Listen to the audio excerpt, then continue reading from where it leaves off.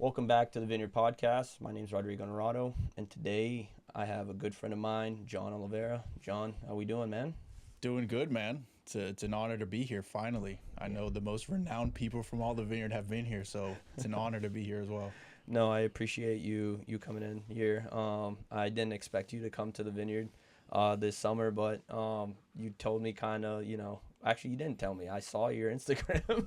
That's right. And I had to hit you up. But John, so people can understand who you are, just tell me a little bit about you, like where you're from, and how did you, end up here on the Vineyard, and then we can go from there.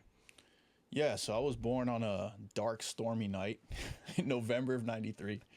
No, I grew up on the Vineyard like you, early 2000s. My family immigrated here from the place where most people immigrate here from. Shout out Montenopolis. Kind of grew up here since I was 6 years old. Edgartown School, Tisbury School, where we met.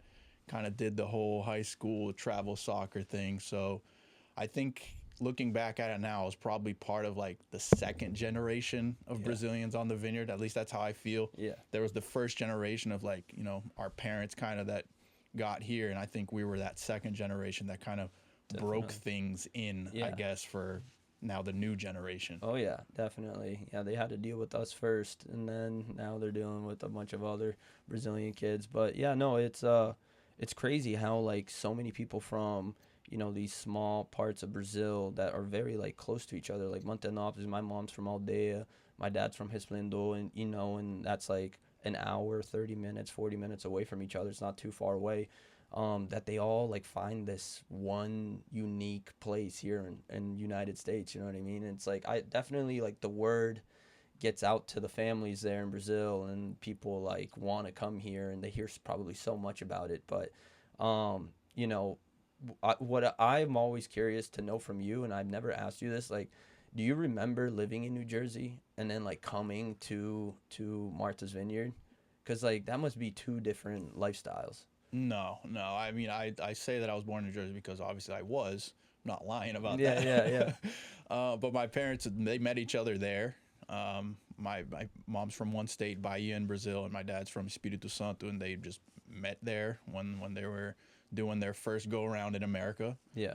And I was born. They had me, and I probably was like less than 1 year old before we went back to Brazil. I see. So their second go-around in America is when they drank something in the water there, and they heard about Martha's Vineyard, and that's where my dad decided to try again and come back, and he brought the rest of us here, and we kind of laid some roots down here. Was your sister born in Brazil? My sister was born in Brazil. That's right. Yeah. So she was born in Brazil, and then we came as a family 99, 2000. Nice, dude. Nice. And then you came straight to the island? We came straight to the island. Yeah. I didn't know anything about it. I was just told, get on a plane. You'll meet your dad on the other side. I was just this really quiet, really fragile little boy from the middle of nowhere in Brazil. I had no idea of what I was getting myself into. I remember, I think I pissed myself 3 times on the plane, on the bus. No way. Because I was too shy to tell somebody, hey, take me to the bathroom. So your parents weren't with you? That No, it was just you and a flight attendant or someone that was responsible for you? That's right. A Joana, she was somebody that lived in the area there, and she had documents back then. Yeah. And she's like, hey, I'm going, your son, he's obviously American, so he's got a passport. Yeah. I can take him with you. So it was a little easier for me. I didn't have to solo trek through the Mexican wilderness to get here. I just hopped on a plane and made it safely, thank God. But yeah, it was a wet It's crazy, ride. man. Anna's little cousin, he was born here, went back, kind of similar to what you did. Went back when he was months old, and then came back to America when he was 5. But he actually crossed the border with his mom again. Not again, but for his first time. His mom did it for the second time. And she crossed the border, and she brought that little fucker. Wow. Yeah, dude, it's ballsy, you know what I mean? And he tells me about it. He remembers going through the river, you know what I mean? The desert, hiding in bushes, climbing a fence, the whole nine, bro. It's crazy. I want to do that just so I know how it feels like, you know what I mean? That adrenaline of but even I don't think it will be the same because I'm going into like I'm American, you know what I mean? But it just sounds crazy. Like the stories, like Anna's sister went through the same thing, and like they tell me the story of like coming to America, and I just think it's wild, dude. Like it must be that bad in Brazil to like make that type of decision and like put your, because she came with her daughter as well, so it's like to put yourself and your kids in that situation, like it must be rough there. And some people don't understand that, you know what I mean? Like they feel like, a lot of people always ask me like, why do the Brazilians always come to the island or to America? And it's like, dude, go to Brazil, live there for a little bit, you know what I mean? Try to learn the culture, try to see how it is, you know what I mean? It's rough for some people, you know. Some people have it and some people don't. And I feel like that's kind of the reason why your parents came that time, right? Yeah, I mean, they had already kind of seen what the U.S. was about. And I think back then, I didn't really know, obviously, because I wasn't conscious. But I think back then, life was probably so different living outside of a big city like New York and then coming here to the island where they could have raised two kids, right? Because they had two kids at that point. The island's just more of a closed type of community. You know, it has more of like a family-friendly feel. Yeah, definitely. So they probably looked at somewhere like New York, like, yeah, let's not try that again. People around had already been talking about, you know, the Vineyard's a good place to make money in the summers, all that. So it was probably like an easy choice for them, knowing what they knew from like big city living back then. Yeah. So you went there when you were like 1 years old. You stayed until like 5, you said? Yeah, like my first couple conscious memories are literally playing soccer in the streets in Brazil. Like I remember Freedom, huh? I was probably like 4 or 5, and I was the smallest one in the street group, and nobody wanted to let me play, but I was always there just trying to play, just trying to play, just trying to play. And those are like the first memories I really have. Like I don't think it goes back any farther than that. There's some stuff with my sister growing up in Montenegro and all, but soccer has always been a something that stands out in my memory looking back. Yeah, man. No, that's amazing. And like now that you're a father, you know, and you obviously you lived here on the island. Now you're somewhere else, and with your experience of childhood in Brazil and here, like, do you see like obviously there's definitely a cultural change, but like do you see like a difference in like when you were in Brazil as a child, when you were here on Martha's Vineyard as a child, and now that you're a father in Florida, do you see like, has it changed much? You know, did you feel more free? Like I feel like we were talking about this earlier. Like, dude, we were out playing around, like going to haunted houses, you know what I mean? Like always playing soccer outside. Like now kids are always on their phones, you know what I mean? And so there's obviously a difference, but I feel like you would experience that more firsthand. Yeah, I think it's a different world now. I think earlier today or earlier this week, I was watching a video of somebody showing like what it was in Ibiza, you know, like the party scene in Ibiza in Europe, what it was in the early 2000s and now what it is now, with like people just recording and trying to, not even like partying. It's like that was kind of the time now. If we could see that, what it was back then, and compare it to what we have now, it was just like we were ignorant to what social media, what the internet was. We didn't know what we were missing out. Yeah. So we were just living. We were just vibing. Yeah, we were just vibing in the woods. True. We were just kids vibing in the woods in West Tisbury here while we were growing up. And like now having a son and thinking like, how is he going to grow up? What are his experiences going to be? I definitely want him to tap into that sort of freedom that we had. Yeah. And I don't want him to be, you know, just so dependent on technology for entertainment. Yeah. But it doesn't compare to living in Brazil, for example, and being out in the rural, you know, farm life type of thing. No, I had the privilege to visit my father in Brazil in March, and living on a farm, it's a different lifestyle. It's very different, you know, hearing the chickens, hearing the cows, you know, having the opportunity. No cars. Very rarely you see an airplane flying overhead. You look up, the stars just light up the night sky. It's different than living in like Orlando, where like Disney's your backyard and you got highways and tolls and man, when I went to go see you, man, I was I was like telling him, I was like, dude, I don't think this is something I could get used to with all these like traffic. Bro, we were in traffic for almost an hour. We were late to your party twice, or to meet up with you twice, dude. Trying Yeah. to go to your house and go to your son's birthday party. Like we were so late. Like the party already happened. It was almost ending. I was like, dude, there's no way we could survive here. Like we just thought we were on time. We were so late. Yeah. There's a saying in Florida now that I've been there for a while, and I'm probably butchering it, but it's something like Florida is like 6 hours away from Florida, or like Florida is really far away from Florida because the Yeah. state is so huge. Yeah. It's always like longer than you expect if you're just visiting to drive from one place to another. You're gonna have to hit the highway, maybe Yeah. get some traffic along the way. It's not as convenient as the Vineyard is to just hit up 3 towns in the span of 30 minutes. Like Yeah. you're probably not gonna do that. Yeah, and like I was telling you earlier, like the summer here, it's like you said, it's convenient, but the summer here has been so crazy with so many people, dude. Yeah. Like it's been like super packed. Like a lot of accidents have been happening, especially with like e-bikes. Is e-bikes like an issue in Orlando for you guys? Or Dude, no? it's a nightmare. It's a nightmare. I feel like a grumpy old man because I live in like this subdivision, and there's a lot of Brazilians. Number one, Yeah. and that's not the nightmare. Sometimes, but the nightmare is these kids, these preteens, like these 8th graders, these teenagers. They're riding these things as if they're motorcycles, Yeah. and they're on the Well, some of them are sidewalks. considered motorcycles. I don't know if you know that. If it goes past like 30, you have to have a permit to ride them, and you have to be 16 here Yeah. in Massachusetts. It's crazy. So it's the e-bikes and it's the e-scooters. Yeah. You're seeing kids like racing each other, popping wheelies. These kids don't care. Yeah. They don't care. So yeah, that's my grumpy old man moment. Like, Yeah.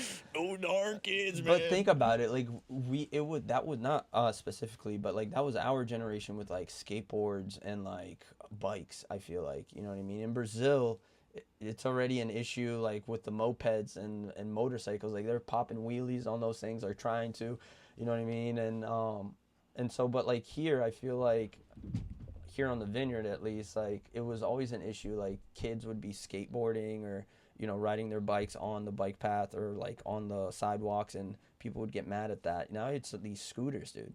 It's just Yeah. like a new, just an evolved evolution of it. You know what I mean?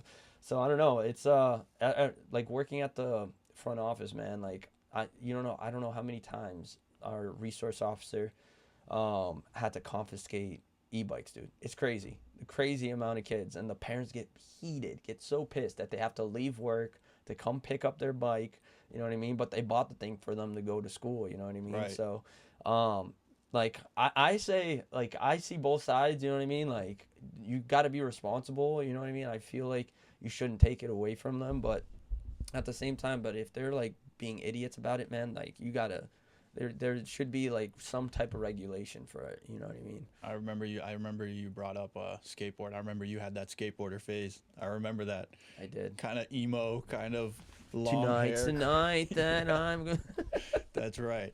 No, but here on the Vineyard, it's okay, I guess, in a way, because there's so many bike paths. Yeah, but they don't Down. use it though as much, dude. Some kids are riding on the road. You know what I mean? No, And that's irresponsible. yeah, but like sometimes it's like the bike path, and people aren't used to these e-bikes, so they like go out from the driveway or the road. You know what I mean? And they stick their car out, and these kids are zooming by. Like at No Man's, there was an accident like a month ago. Yeah. The dad and the kid were on an e-bike, and I think the car went to pull into No Man's, and the kid went flying. You know what I mean? I think luckily the kid's better now, but yeah, it's just crazy. You know, like I don't know. It's different times from when we grew up, man. That's exactly what it is. Yeah, but so you're up in Florida and you're living there. Like, what are you doing for work down there, man? I work in construction, more on the administration side. So what the company does is we build like any type of homes, but mostly like what they call spec homes, Cool. we have around 20 different model homes that we buy That's sick. or that we build. And yeah, I work more on the administration side of the company, kind of being the connector between all different departments, legal, counties, municipalities, that type of stuff. So I apologize if you're hearing my dog upstairs. He is having the time of his life. Probably with your son right now. I hope so. Throwing that ball around. I hope so. Better than he's throwing my son. Yeah. Yeah, no, Astro, if there's a ball, dude, that's all he cares about. Okay. But yeah, no, that's sick. And so how did you kind of get into this area of work?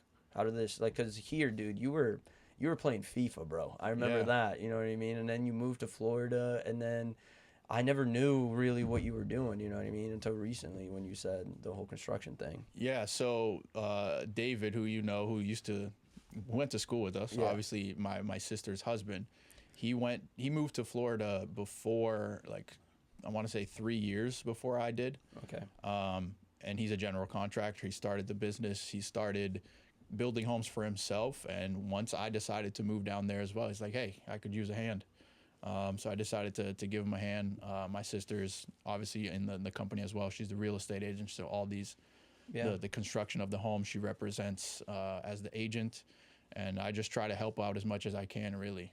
Kind of keep it in the family. Anna, who's David's sister, works there for Yeah. a while. She's also a real estate agent. Shout out to the Martins family. That's right. Yeah. So it's it feels like a group of people who are trying to put something together. Yeah. So No, and you it's- guys seem like you guys are killing it, you know? Like I follow you guys on Instagram, you know what I mean? And you guys like have these like reunions, you know, and you're always showing houses. So I'm very happy for you guys, dude. You know, like you guys definitely have, like, a lot has changed since you guys have left the island, and for the better, you know what I mean? So seeing that you guys are kind of like working as a family, you know what I mean, together, dude, that's so sick, you know?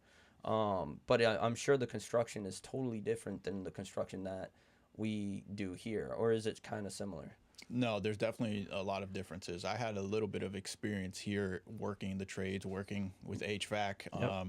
doing a little bit of like some framing, but I never really got into the weeds of just how, erecting a house from a foundation, Yeah. basically up to the last shingle and all that, and seeing how it's done in Florida. Speed is the name of the game. You want to get these things done as quickly as possible. It's not wood frame construction, at least not most of it, which is Yeah. basically what you see out here. It's more like block CMU construction, slab on grade. There's no basements like we see down here.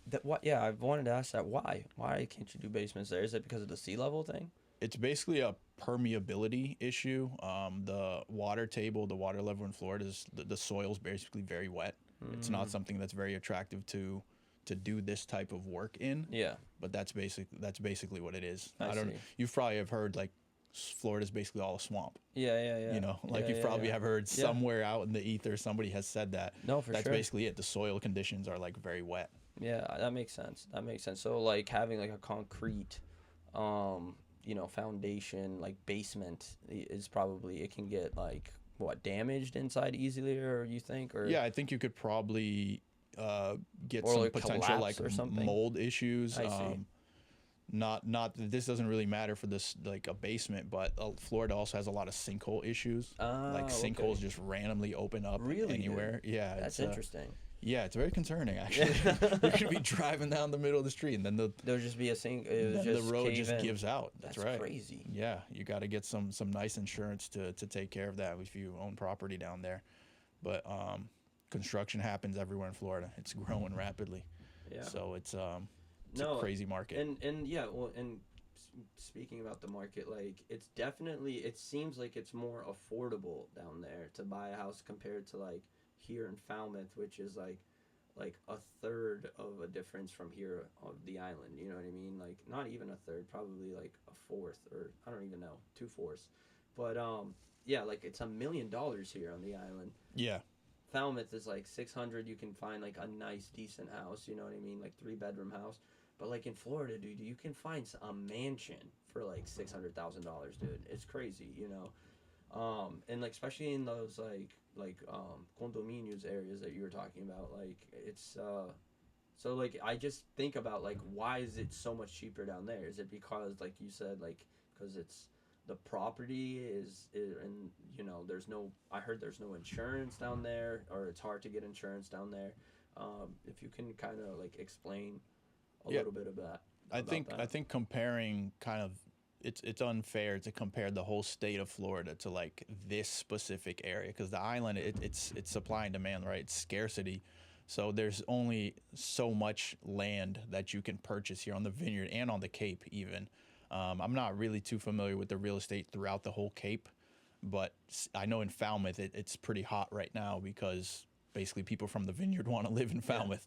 So it's hard to find housing out there as well.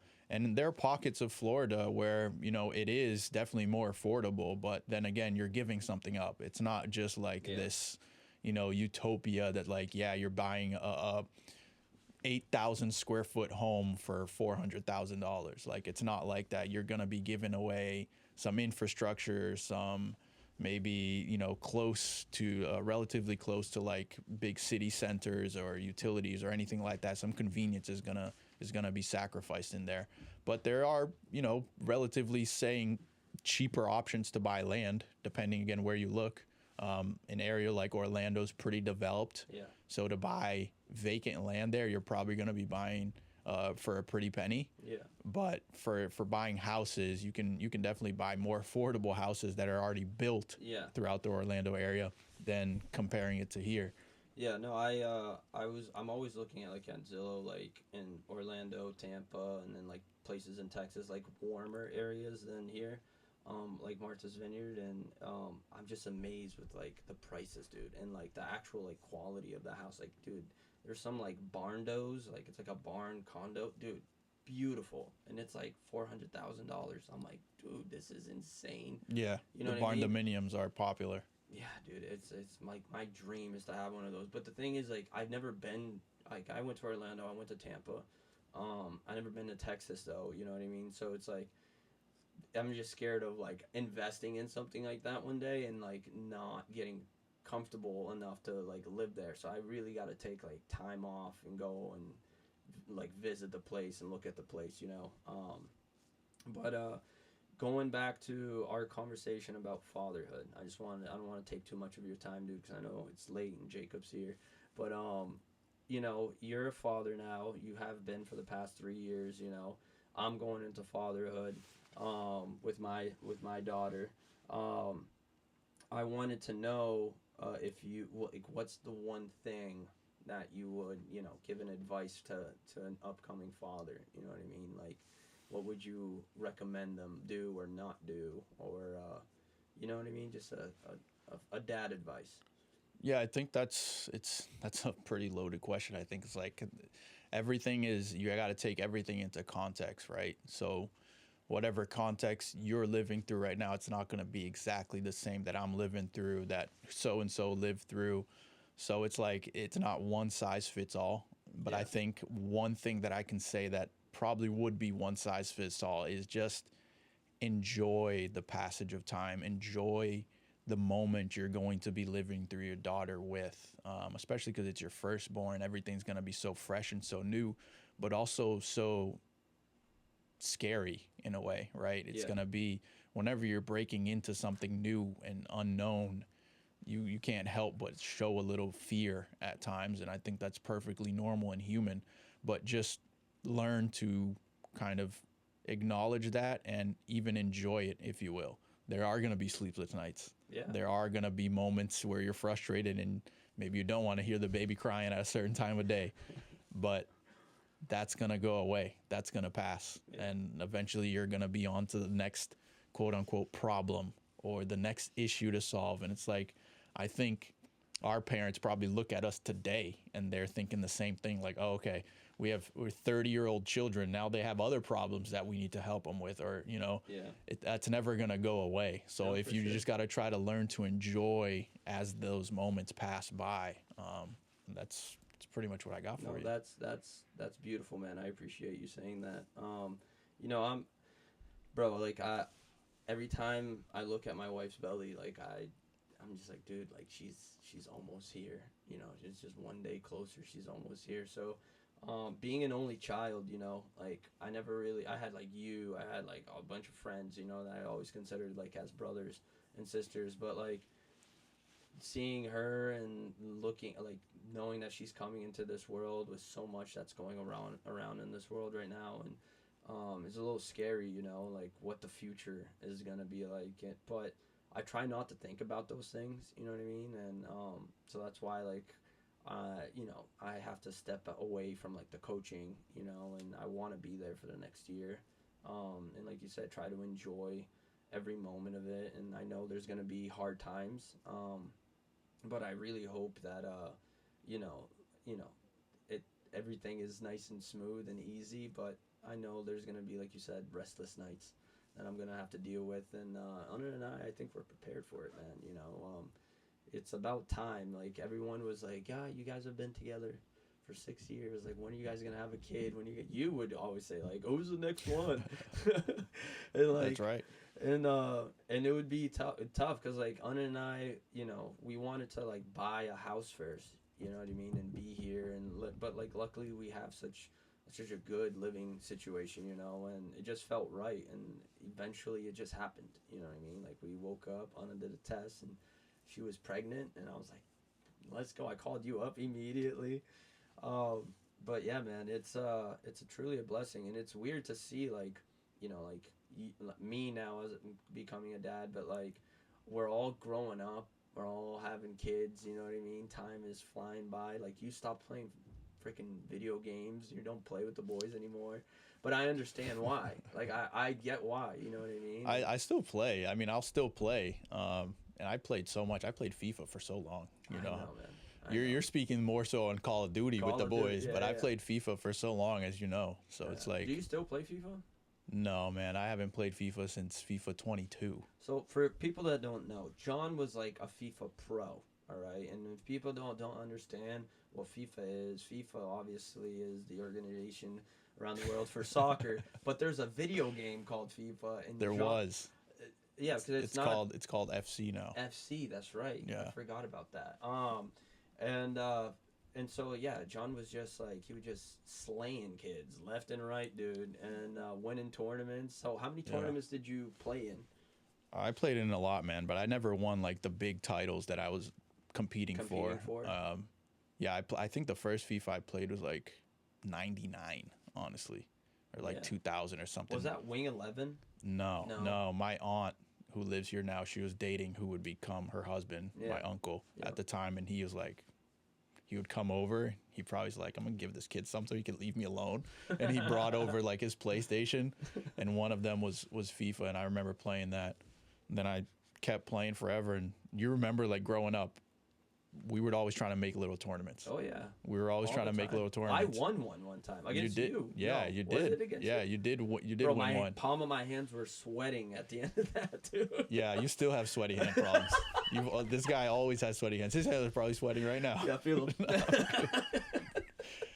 But yeah, we would always do that, and I remember I used to play so much, and with another friend of ours, Lineker, I'd always say like, man, I know I'm good. I know I'm probably like the best one on the Vineyard. But Lineker was pretty good at it. Lineker was good. There were some good players here, but I always knew. Was good too, I feel like. Yeah, I always knew like, bro, I know I'm the best one on the Vineyard. Yeah. I know that. Growing up, I knew that. Bro, I remember you beating Ricardo like 11-0. Like it was like 7-0 the first half.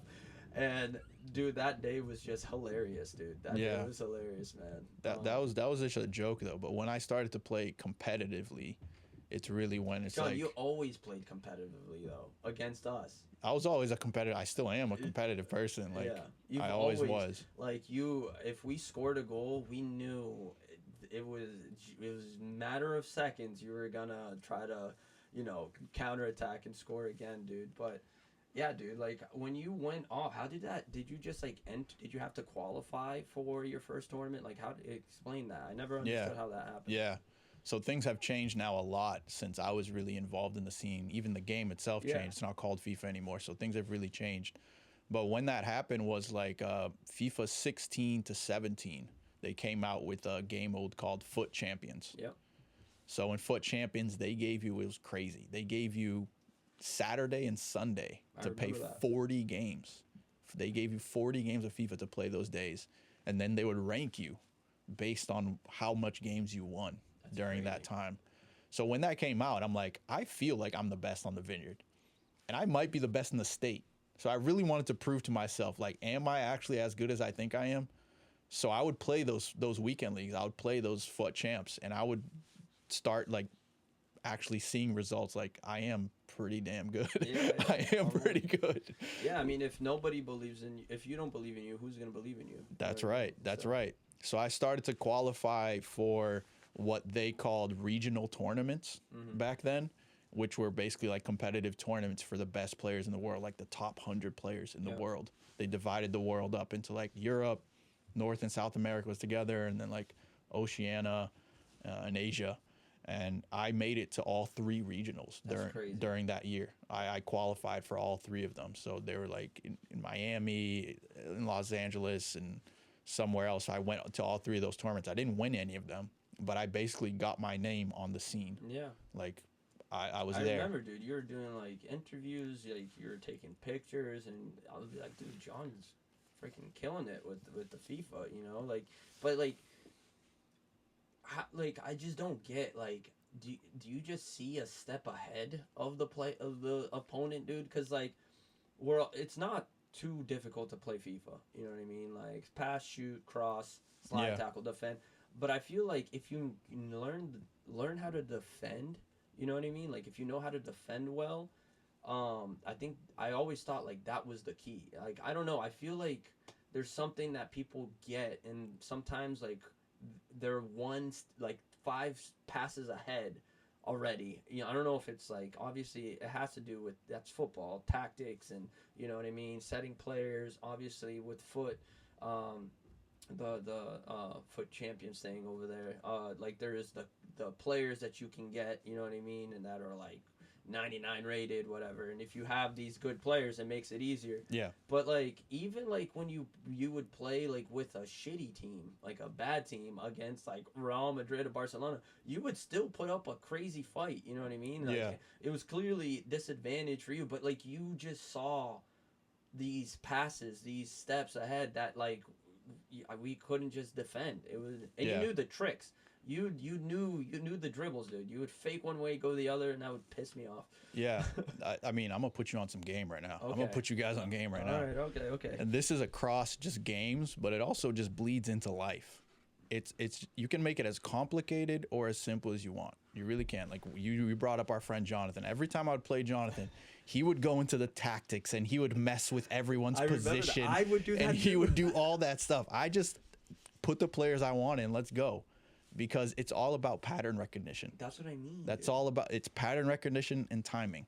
If you recognize the patterns in any game and you get the timing, the mechanics, the actual manual input right, that's what it is. And it's kind of bleeds it bleeds into life, right? You recognize some patterns in the stock market or a job market, and then you come in with the right timing with whatever you want. You're gonna find success in there one way or another. That makes sense. So that's how I looked at FIFA. You know, the skill moves, the tactics, like. Obviously, being a pro player, I had to know all the best, but it was just basically pattern recognition and timing. Yeah, no, that makes sense. That makes sense. I feel like majority of us didn't get that. We were so like focused on like, and it's tricky. Like I feel like that's how they get you. You know what I mean? With like the best players, like trying to unlock those good players. Like, you know how much money I spent buying those packs, bro?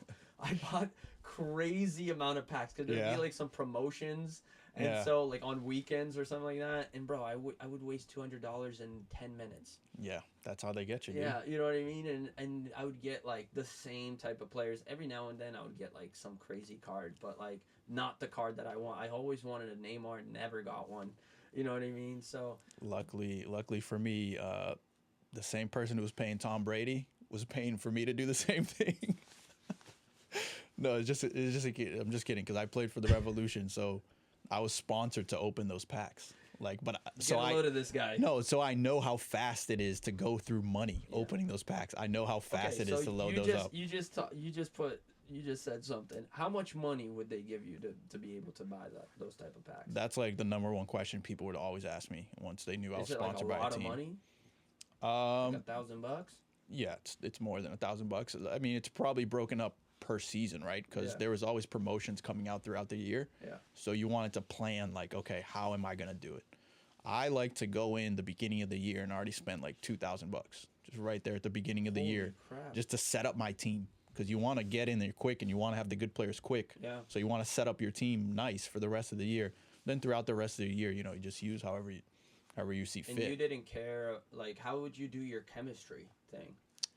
Like I said, being a pro player there, you have to set up the best. There's like the England, the Spain player, you know what Yeah, I mean? it's different now, but back then it was like you had to have players from the same league or same nationality. I see. That's how it was. See, yeah. I would only try to get Brazilian players. I would try to make like a seleção every time. Every time. There's a thing in gaming which it's called the meta. You have to find the meta, which is the most effective tactic available. Meta. And that's what pro players do across any games. You have to find the meta. Whether it's you're playing Call of Duty, you have to find the meta gun. So you have to use the best gun. Did you see a lot of players with the same like formation or tactics or players as you? All the time. All the time. All the time. You would be running like Call of Duty, in pro tournaments. You'd be playing against the same 12, 13 players all the time. You know, it was always the same players. Yeah. Do you still play?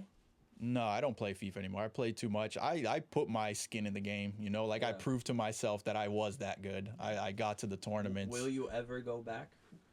No. Like one day to like let's mess around. Let's play. I mean, maybe when like my son gets old enough to play, I'll probably show him a couple things, whip his ass a little bit, you know, reminisce of what once was. But it was fun, man. It's like, so here's this funny story.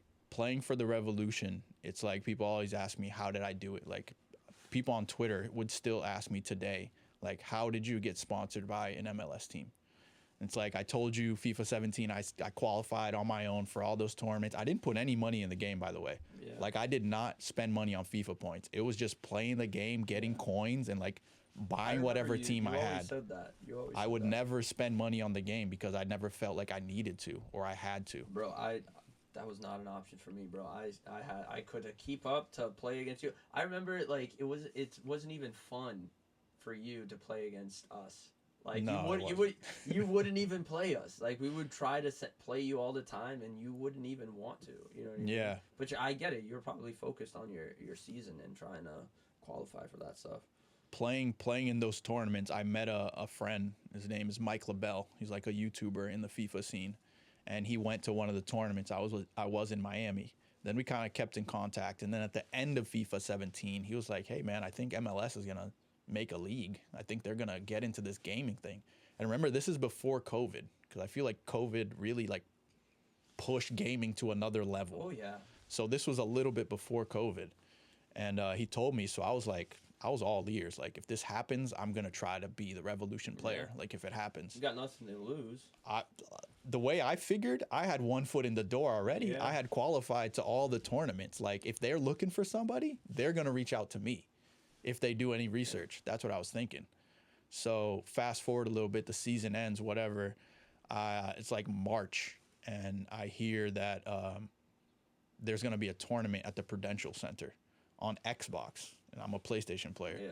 It was on Xbox, and they're like, they didn't say like, oh, you win this tournament, you're gonna be the Revolution player, but it was like the Revolution was kind of tied into the tournament. Mm-hmm. So I'm like, okay, I have to go there and I have to win. Like I have to do that.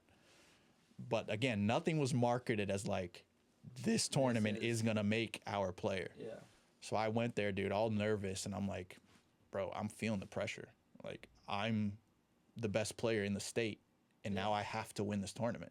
Like I have to, or else all the tournaments that I went to for nothing. Yeah. Like I have to go and win this, and it was on Xbox, which is like not a big deal, but it's like. But is it different in a sense for you? Yeah, it's like you're playing away from home. You know, it's not a home game. You're playing away from home. Yeah. So it's like, okay, I'm gonna go there at the Prudential Center. They had a Microsoft store there, and there was like this gaming setup there.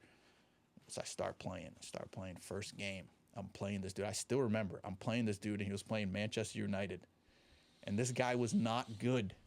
But there was this tactic on FIFA back in the day that was park the bus. Oh, yeah, I remember that. Where people just defended the whole time. And that's what this kid was doing. He was just defending. It wasn't foot. It was actual, you pick a team and you play with that team? Yeah, it was just you picked a team and you played. Who did you go with? Real Madrid. Oh, of course. Of course. That's my team. What That's year where I go. Was this? This was 18.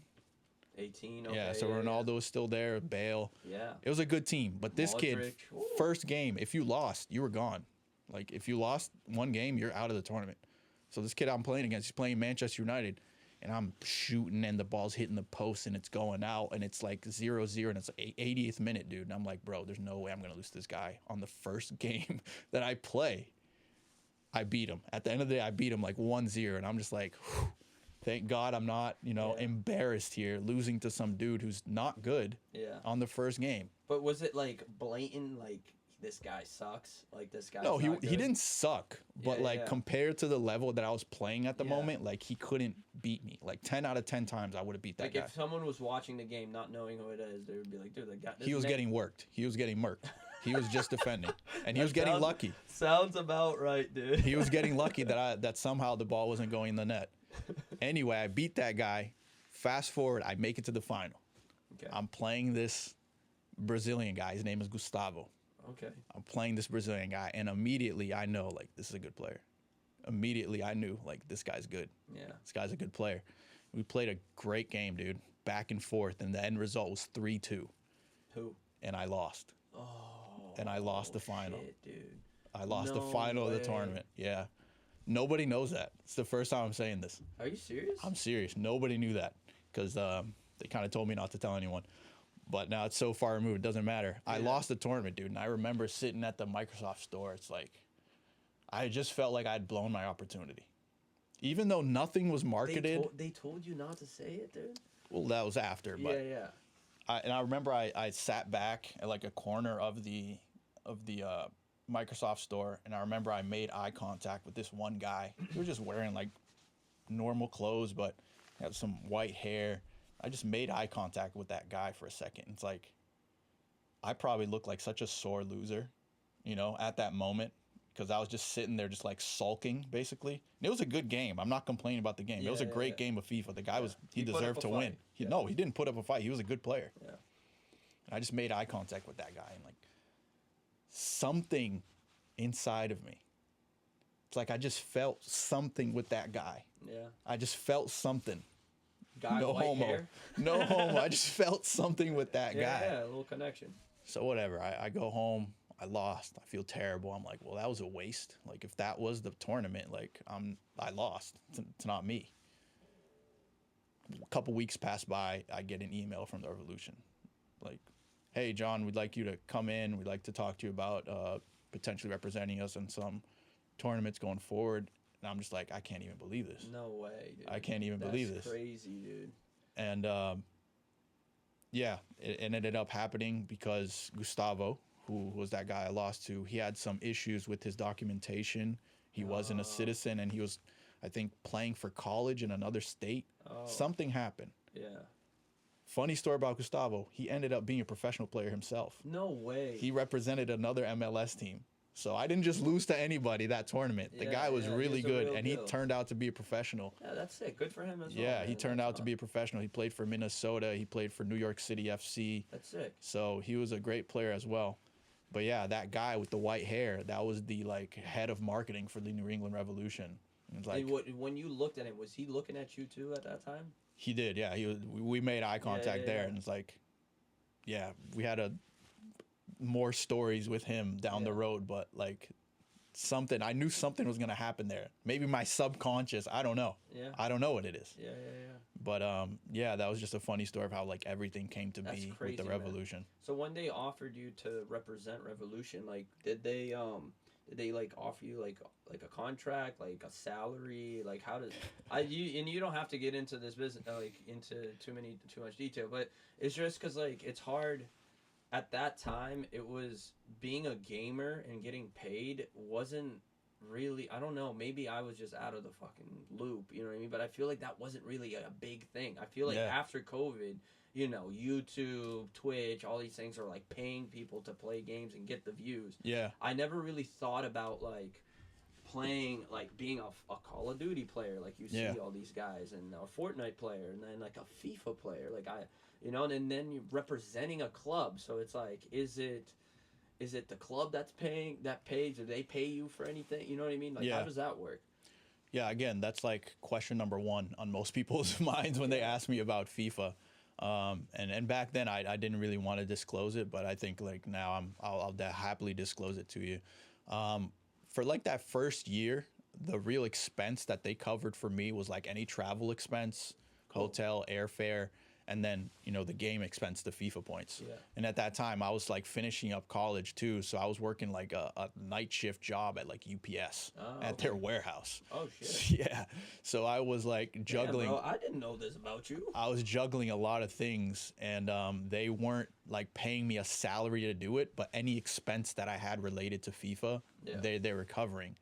But after the first year, like, I'm like, I need to get paid to do this. Yeah.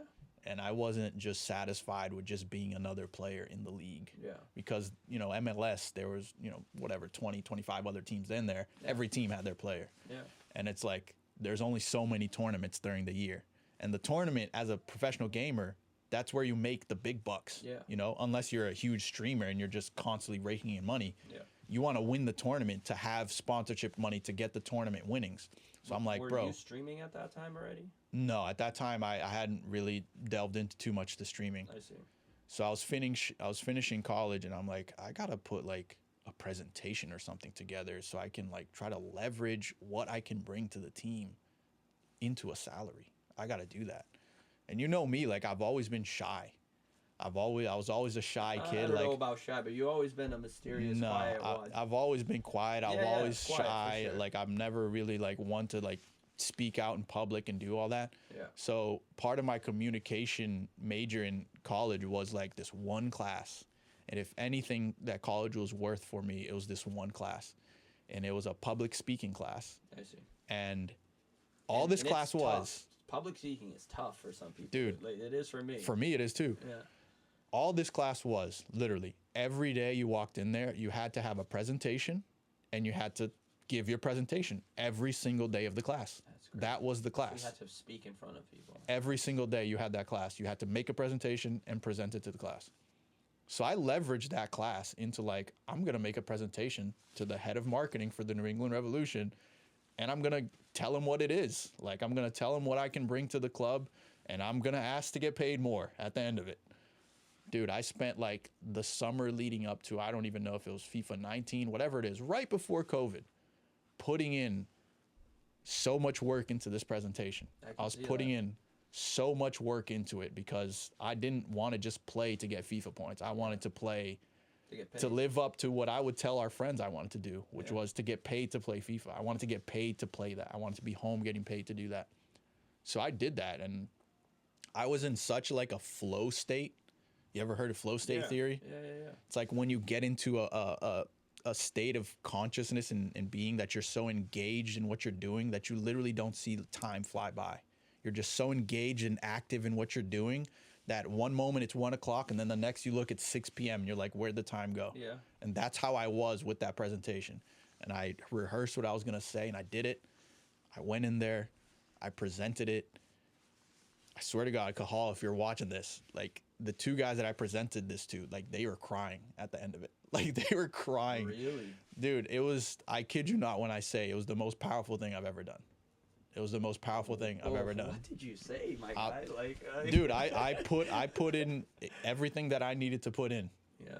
And but like, was it just FIFA specific, like game specific, or did you like? No, man, it was a lot. It was a lot. It was a lot. It was a whole plan. Basically, the plan was the FIFA gamer. It was just like to get your foot in the door. Yeah. Like, just to get your foot in the door. By the end of it, basically the presentation was, you know me, you know what my dream's always been. Yeah. You know, the line that I sold them, or not sold, but the line that I told them is, I want to blur the lines as much as possible between being a professional gamer and a real athlete. And then I laid out how I was going to do that. But the idea at the time that I had with the connections I had made was to do like a whole follow through during a whole year that would eventually lead up to like a charity game at Gillette Stadium between myself, the Revolution player, a bunch of the other EMLS players and professional FIFA players / influencers, and like a semi-pro kind of pro team. At the time, I had a connection with Cruzeiro. So the end all goal for me was like, let's get these gamers to play like the youth categories of Cruzeiro at Gillette Stadium for charity. Yeah. and let's do that. Yeah, And yeah. let's like film the whole process through that. Sounds amazing, dude. And let's sell that. And I wanted to put that in a bottle and basically sell it to people. I see. And they bought it. They bought it and they were on board for it. But it's a lot of moving pieces. Kind of COVID derailed a lot of my momentum. Yeah, man.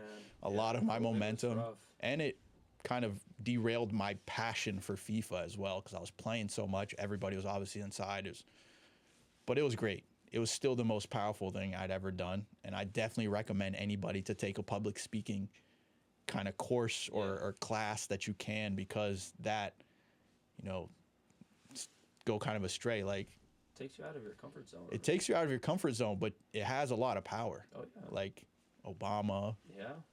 you know, any presidents, Hitler, all these people, like they got their influence by doing public speaking. So doing that, it's very powerful. Yeah, dude, that's amazing, John. I didn't know you went like that's how it happened. You know, I thought it was by playing. You know, I thought you were playing games, and then eventually you won a tournament, and you like got a sponsorship because you live in Massachusetts and you were basically in Boston around that area. You know? Yeah. So I thought that's how it happened. Like I just assumed. I never thought to like ask you. You know what I mean? And people be like, "Oh yeah, like John, your friend's playing FIFA, do professional." I'm like, yeah, like John's killing it. You know, he's a gamer. You know, and but they would ask me like, "How did that happen?" And be like, "I think he's just winning tournaments." You know what I mean? Yeah. That's what I would tell people. You know, and but I remember like you know I don't know if it was during COVID or 2019, but you guys came down to our boy's house, Goose, and you were filming, doing a documentary. Yeah. And then when I saw that, I was like, damn, like John's killing it. You know what I mean? Like, and those episodes that you posted, man, like those are sick, dude. They're very well put together. Yeah, they were well put together, and shout out to A Squared Media who was helping me through that. But they were supposed to be the ones that were kind of gonna make that documentary that was gonna follow me through that season. Yeah. But then COVID happened and all the tournaments got canceled. Yeah, I know, man. So I had plans to film those tournaments and do other things, go abroad. I had plans to go to China, play with other like That's so everything sick. was just falling into place, which is kind of what the flow state was about, is because I was connecting dots like left and right. Yeah, I felt like I was going manic at the time because I just couldn't think of anything else. Were you writing all these things? Like, did you have like a whiteboard? Were you writing all these things down? No, You know what it I was mean? no. Did you have someone to help you like I plan probably all should have. But it was just all up here. And like, yeah, I felt like I was going a little crazy. I was just connecting dots everywhere. It's like probably even places where I shouldn't have connected dots. Yeah. But, you know, it all happened fast, and it all happened for a good cause. Like those people at A Squared, they made the most with what was the idea. They knew what I was trying to do. Yeah. And those episodes, they came out, but they weren't supposed to be like that. I see. It was supposed to be something completely different, but Yeah. we had to make do with the footage that we had. Yeah. So it came out kind of a quick hand like so that. you weren't going to am I understanding this right? When those episodes came out, though that wasn't the original plan? then? No. Like No. you just sent it because the plans kind of canceled because of That's COVID? right. I see. When you start working with like MLS, there's so many hoops to jump through. There's so many clearances you got to get to film something at Gillette Stadium, to, you know, who's going to have the broadcast rights. Is it the league? Is it the team? Is it the stadium because their Really? name is in there? It's a lot of sponsors. It's a lot of stuff you got to deal with. Yeah. So it's like there's a lot of legalities, right? Yeah. So it's not as simple as that. And again, everything that was happening with COVID on top of that, the stuff getting canceled, travel being banned, it was a perfect storm to like kind of halt me and halt my I'm momentum. surprised they wouldn't do like tournaments just from home. Eventually they did, I but it's see. like nobody wanted to see my house. But anyway, to answer your question, after that, I did get paid. I did get a salary. Robert Kraft did sign checks for me to stay home and play video games. So that was very gratifying. That's It was so sick, rewarding. dude. That's so It was sick. very rewarding because, again, that was the goal for me. It's like, So like were you able to like quit the UPS Yeah. and just yeah, that's so sick. yeah. So I did that at the time and did finish my degree at UMass Boston and rode that out. And then kind of got tired of it. Started playing a COD with you guys. Started playing COD a lot with you guys. And then I got tired of FIFA. I'm like, dude, I don't want to do this anymore. And I moved to Florida. Yeah, dude. And what made you want to? Is it like because of like the whole your brother-in-law was already there and he like kind of invited you to work with him, or like did you like were you tired of the weather, Boston, Northeast, weather, you know what I mean? I feel like, because I get tired of the fucking weather here all the Yeah, time. there's nothing wrong with living here, but I always felt like my time in the vineyard had a start and a finish line. Yeah. And then when I moved to Boston, I saw that finish line staring me at the face. And then when I was in Boston, I was like, okay, I also don't want to live here for the rest of my life. Yeah. So Boston's crazy. yeah, so when I finished that, I'm like, well, I'm hearing, my mom was down in Florida already. My sister was moving there, and they were always chatting it up, saying how great it is and whatever. I'm like, dude, nothing's really tying me down here anymore. Like, I finished school, like, I have this thing with the Revs, and they wanted me to continue with them, but I was so tired of the game. Like, I would spend 6-7 hours a day playing the game. Like, I didn't want to play anymore. I wasn't enjoying it anymore. Like, the kind of with COD. The passion there, the passion for it wasn't there anymore. Yeah. Like, I didn't want to do it anymore. So I just decided, like, if I'm going to leave, I'm going to go somewhere else. Like, it has to be now. Like, it has to be now. Yeah. So I just did it. And yeah, like, the weather plays a part of it. Like, Yeah, you've gone through more winters here than I have now. Yeah. But at the time, we had gone through so many winters here. It's like, I just wanted to experience something different. Yeah, man, the weather here, man, is brutal. I don't blame, like, making that change. And the thing is, like, I'm so comfortable, like, now with where I am in my life, but, like, there's a part of me that's like, I want to move. I want to get out away from it. I just want to change. But, like, I'm scared of that change. You know what I mean? What if I don't like it? What if it doesn't work out? And, like, when you said that you were moving to Florida, I was like, damn, like, we lost John. You know what I mean? And so, but then I thought, like, maybe it's because of a FIFA thing. You know what I mean? Like, maybe, it was, I think you went during COVID? Is that when you went? A little after. Yeah, I think it was like 22. Yeah.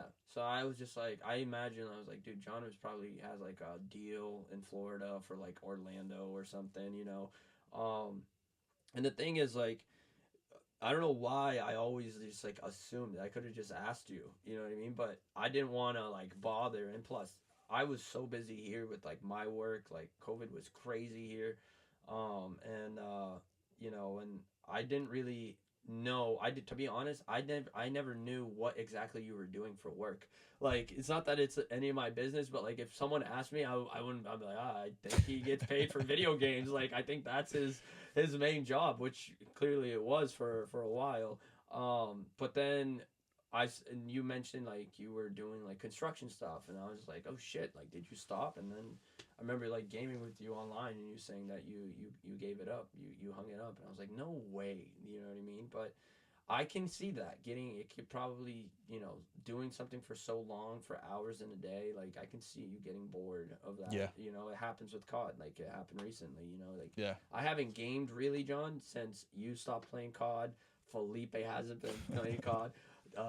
And Flavio hasn't been playing COD, but like I think like us three, and I'm assuming you as well, like we play the video games like COD really because like that's the only way to connect with our friends, you know what I mean? Like and so what I'm trying to say is get back on, brother. Get back on, dude. Come on, give it a shot, it's changed a lot. That like when I don't know if it's because of Verdansk, like COD itself, like Verdansk, dude, that map was crazy when it first came out. And then once it came out with a new map, I felt like that kind of started going downhill slowly, year by year, and I could see the disinterest that you had with the game, you know what I mean? And obviously with Felipe, like fighting with you every time. Nah, that was part of the package, It just comes with the territory. It's not gonna change. No, the game's not as fun to me. I mean, I didn't know I was coming in here to do a gaming podcast. No. No, but it's not as fun anymore because of just the mechanics of the game. But I'll definitely still be on there. It's just really, like you said, it's just more of a social getaway for me than it is anything else. Like, no, for sure. I mean, dude, you have a kid. I can still murk. Yeah. I can still murk. Let's murk when you get back home. Don't put me in that mode because it's still there. No, for sure. Like I said, like 2 weeks ago, I played with Jurubeb, and I played one game, and luckily it was a Verdansk map, but I was just like, dude, like I miss playing with the boys, dude, and it's not even like obviously catching that dub, but it's really the euphoric like being with the boys, like, dude, like COVID was unique as fuck, bro. Yeah. Like we would be gaming for hours until like 3 in the morning. There would be days, and we all had to work the next day. Or at least Flavio and I had to. You know what I mean? I don't know about you and Felipe. Like Felipe was in like what, Colorado at that time. I don't know what Felipe was doing. Yeah, nobody does. But dude, like, yeah, like I'm happy that you came down to the here in the summer, dude, and got to see you. And you know, last year you guys came here, visited us, and now I feel guilty. I was telling Anna on the car way on the way back home here. I was like, dude, we got to go see John and Jen. You know, we got to go down there and have a little vacation. But John, like, I just wanted to say thank you, dude, for coming on my podcast. I know we were all over the place here, but I know this is probably the first of many. I'm sure will come down. I'll probably interview you down at Florida, you know. That'd be awesome. But yeah, man, I just want to say thank you for the opportunity. And if you want to leave your Instagram so people can follow you or anything like that, or your YouTube page, where can they find you? Yeah, no, it's been my pleasure. It's been an honor. I think you've tried to get me on here before, and I kind of shut it down a little while ago. But now it's no, it really is my pleasure. So thanks for having me. I'm not too active on Instagram right now these days, and I was more active on Twitch streaming, but I don't do that. But if you want to see a little bit of, you know, what I did during my gaming high days, I guess it's John Ollie 1707. I think that's my Instagram. Awesome, man. So JOHNOLI 1707. That's me. Again, man, thanks for having me. It's good to be here. No, man, thank you. And like I said, it's a pleasure to have you. And sorry that we're all over the place. And let's go get some food. All right.